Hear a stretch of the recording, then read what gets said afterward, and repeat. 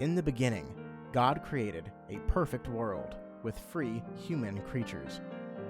God made these human creatures in His image, male and female, possessing certain cognitive and moral faculties which no other creatures possessed, so that they might enjoy all that which He had made and love Him. These free creatures deviated and abused those cognitive and moral faculties which God had given them.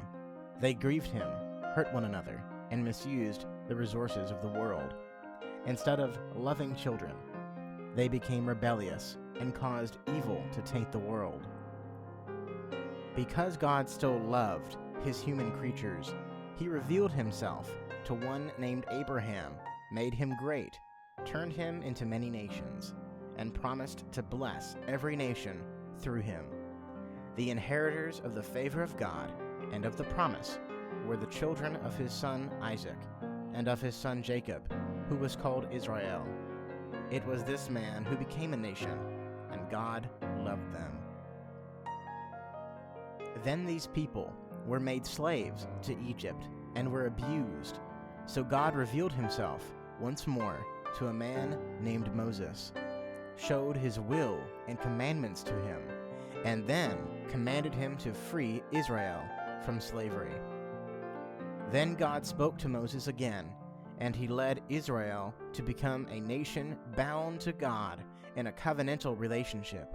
This means essentially that Israel belonged to God and worshipped and served Him alone. And Israel is called the Son of God.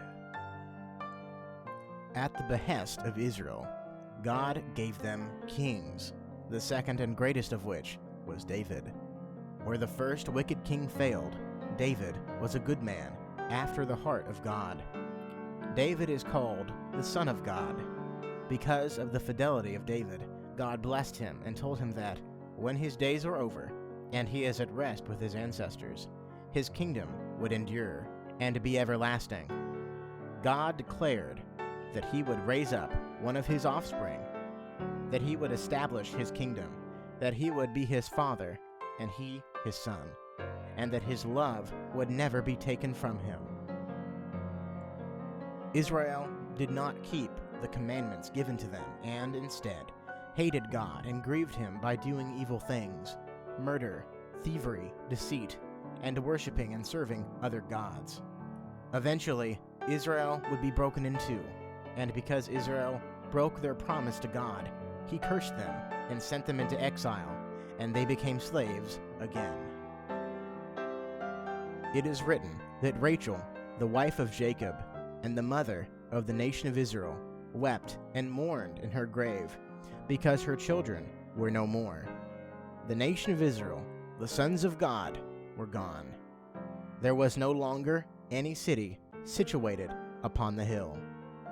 And even when they returned, because the relationship was still broken, God did not free them, and when the man named Jesus came, they were under the thumb of yet another cruel empire in the form of Rome.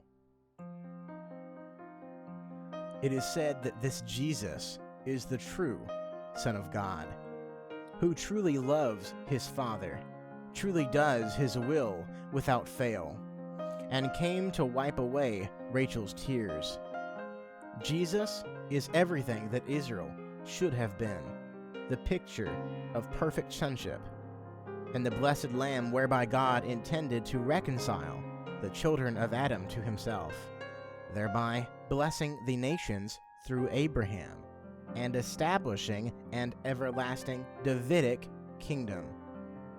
Where every other son has gone astray, Jesus is enthroned above forever at the right hand of Father God.